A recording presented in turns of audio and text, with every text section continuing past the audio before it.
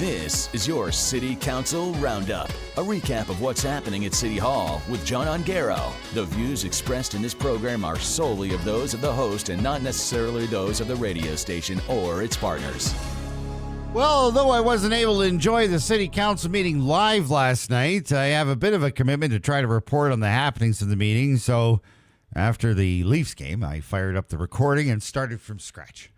Right, head to toe. Night. Checked in what was a pretty important meeting last night. In the announcement section last night, City Manager John Cullen talked about an upcoming event you can participate in. It's called Thunder Bay Talks at West Thunder Community Center from 6 to 8 on the 13th with a barbecue and conversation. No formal agenda, but a good chance for you to meet the team and talk about city issues with administration and more.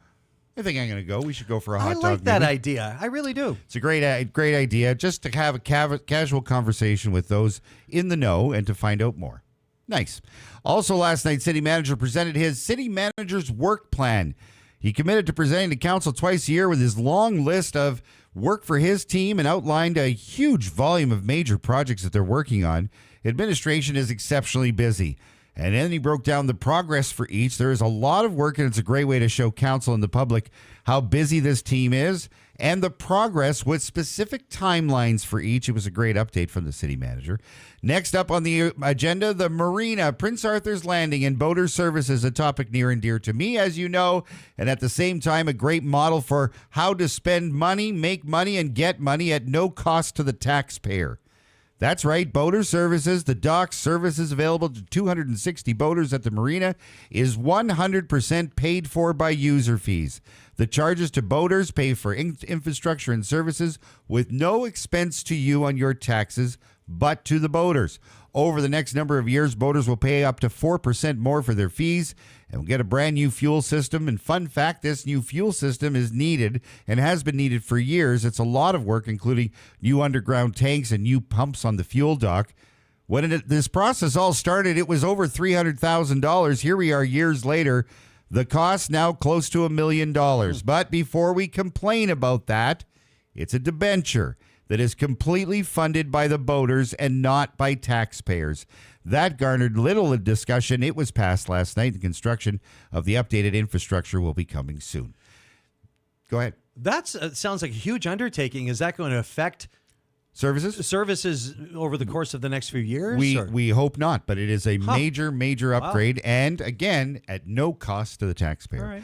That wrapped up the city council portion of the meeting last night. I know, shocking. It was done around 8:30, but then on to the final discussion about the location of the temporary village. That was pulled out of the minutes last week, and more discussion was had before the final decision on its location at Cam River Park. And away we went, one councillor at a time, again rehashing their position for or against, and starting the conversation would felt like all over again, including going to administration for questions that seemed like they were asked before.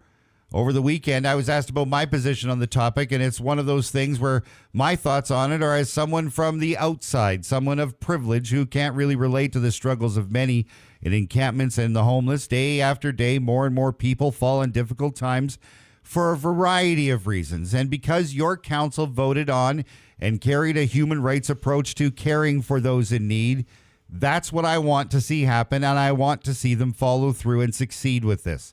Like it or not, agree with it or not, this is the will of your council. They voted for it, and because of that, I will support it. Hope for the best and watch to see what happens next.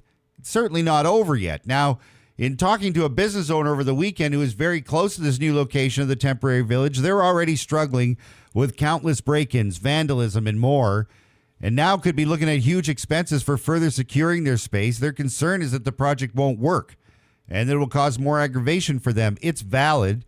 It's a fair estimate, although administration brought forward studies to show that this does help in some small ways at the end of the day. And it is the will of the council that the temporary village is part of a bigger 10-point plan to try to address these social issues. This is a major piece of it. So on and on we went with the discussion. One by one, councillors against the project with the loudest voices for over 2.5 hours. At one point, it was pointed out that CPKC's rail yard, which is right next door, they have concerns. They sent a letter to City Council with their concern of the encampment being too close to a major rail yard and the requirements of being 300 meters away. They have concern for public safety. That prompted Councillor Mark Bentz to suggest a closed session to discuss the legal portions of this. And off they went, off camera for more than an hour to discuss all of this. They returned with the city manager explaining that the full safety study needed to be completed and that CKPC's concern pertained to new residential development, of which this is not. If there is a safety assessment completed and they can't meet the needs of CPKC or other safety risks, they'll return to council.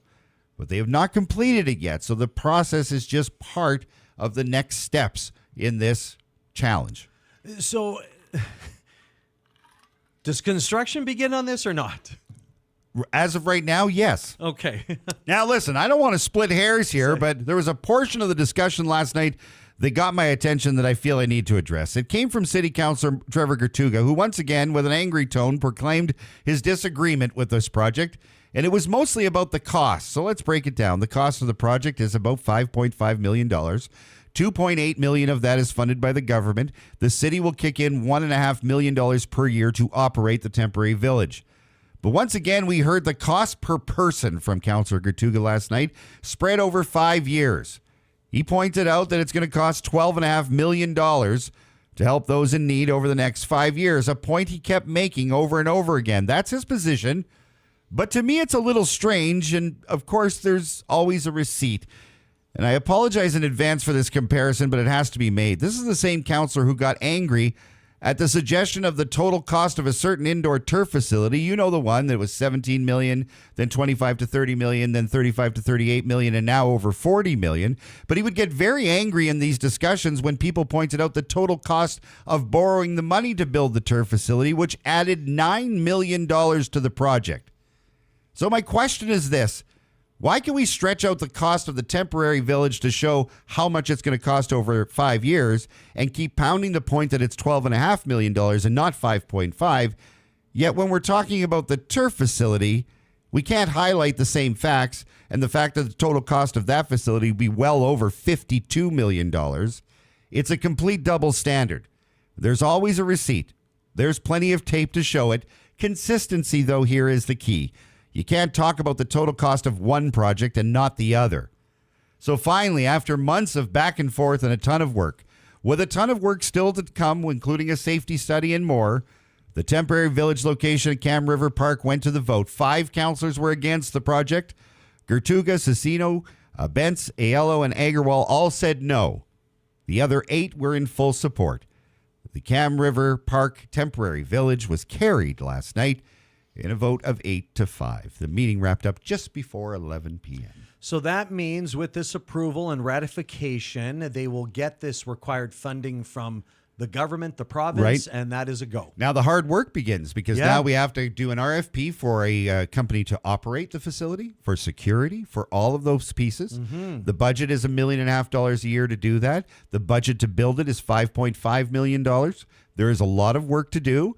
And as it was pointed out last night multiple times during the 2.5-hour discussion, the city manager explained if at any time we go over budget or need to go over budget with any of this, it will be at the will of council. He will bring that back to council to approve every nickel that goes outside of what they've already agreed to.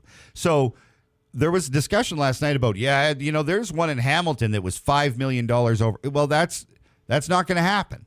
The city manager is committed that every time there's more expenses or they find things through this process, if there's more that's required, they will bring it back to council. But the question is, what if that does happen? Where does that come from, that money? Well, then that's where council gets, that's what they get paid to make decisions on. Okay. Whether or not they want to spend that money or not. But there is a very strong mandate of $5.5 million.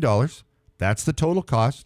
$1.5 million to operate it. But keep in mind, with this passing last night, we're now in the running for that $2.8 million from the government to help subsidize that capital cost. Time frame on this, July was thrown out to start or something? To start getting ready, but construction in the fall. In the fall to be ready by the end of the year? Really? Well, that's the plan. But keep in mind, though, this temporary village is part of a much bigger 10-part plan that includes designated encampment areas that would be enforced in the city, and all kinds of other steps. This is just a part of it all, but all of it is going to start getting into play, and this is an enormous amount of work. I was just about to say this is a huge undertaking, but well, there you have it. After all these weeks and months of back and forth, officially ratified last night, Cam River Heritage Park. I want to just stress this one more time, because I've said it each and every time. This project is highly controversial, is very polarizing. There are people on both sides. But I want to remind everybody that your city council voted together on a human rights approach to encampments and taking care of those in need. They agreed to it from the very beginning. That's where this village came from. That's where the 10-part plan came from, because of that initial human rights approach that they approved. So now it's on them to deliver. I've already noticed some chatter on social media this morning about it, and it's not very pleasant to see. No, and not everybody's going to be happy. This is one of those things that's going to be very tough. But all you can do is hope for the best, hope for the best for those people that are using it, and hope for the best in the success of the project, especially after the enormous amount of work that was put into it. And what is that saying that says about taking care of each other? There you go. Something like that? You got to do it at some point. City Council Roundup. You'll find it on our website, 999thebay.ca, in just a bit. And as always, you can really easily text the word council to our T-Bay Tel Talk and text line, 807-344-8229. You'll get a link there. Click it, and you'll be good to go. John, thank you. It's going to be a while before the next one. If we can set that up, right? A couple of weeks off and a long weekend in there. So we'll maybe fair. see you again before the end of the month. All right. Sounds good.